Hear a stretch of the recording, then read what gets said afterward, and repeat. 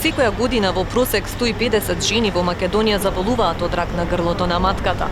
Меѓу нив е и Билјана Цветановска. Дијагнозата ја добила во 2009 година и тоа преку бесплатни превентивни прегледи кои ги организирало Министерството за здравство. Благодарение на тоа ракот и бил откриен во рана фаза, а лекарите веднаш интервенирале, со што се спречило ширење на канцерот. Нормално, како и повеќе жени, и јас отидов на тој преглед, кој за жал после неколку дена дојде позитивен.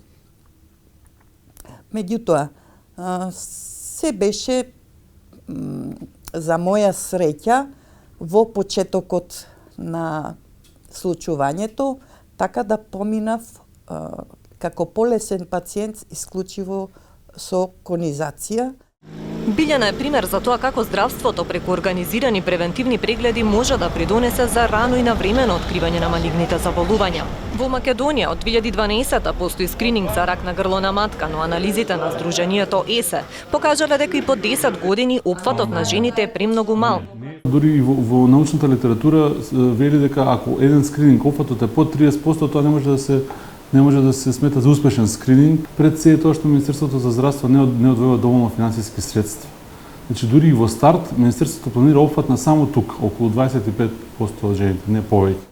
Лекарите велат дека за да има резултати со тие програми, треба 10 пати повеќе жени да бидат опфатени.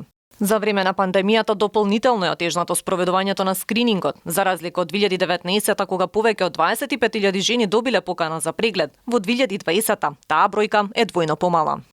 Тоа е многу мала бројка. Ако земете вие 25.000 жени да ја поделите на бројот на матични гинеколози во државата, на секој матичен гинеколог даѓа релативно мала бројка на жени што ни треба да ја опфатат со скринингот. Председателот на Комисијата за рана детекција на ракот на грло на матка, доктор Игор Алуловски, вели дека комисијата веќе работи на зголемување на опфатот на жените. Планот е наместо со писмо, како што досега се повикуваат жените за преглед, да можат електронски да се пријават и да добијат бесплатен преглед и пап тест кај своите матични гинеколози. Но друг проблем е што испитувањата сега се вршат само во Скопје, поради што жените од натрешноста се приморани да чекаат повеќе од 1 месец за резултатите од пап тестовите.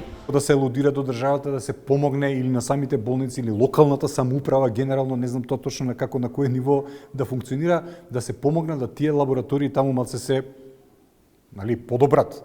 Да се обноват условно земено, затоа што сепак тоа се лаборатории во добар дел кои што функционира така оставени низ годините, а има желба, има тенденција кај колегите таму да се тоа возобнови. За да се подобрат состојбите, здравствените експерти се согласни дека државата мора да одвои повеќе средства за превенција. Од Сдруженијето се велат дека сега годишните трошоци на државата и пациентките за лекување од ракот се проценуваат на минимум 39 милиони денари. Далекосежни се последиците. Имаме изгубени животи, имаме нарушен квалитет на живот на жените, изгубени работни места, неможност за грижа за семејство, па до големи финансиски трошоци. А сето ова може да се спречи со одветно спроведен скрининг, кој што ќе опфаќа 70 до 80% од жените и зголемување на вакцинацијата против ХПВ. За Билјана Цветановска превентивниот преглед и го спасил животот и благодарение на тоа веќе 13 години живее квалитетен живот и покрај дијагнозата. Која си отидоа од викендот?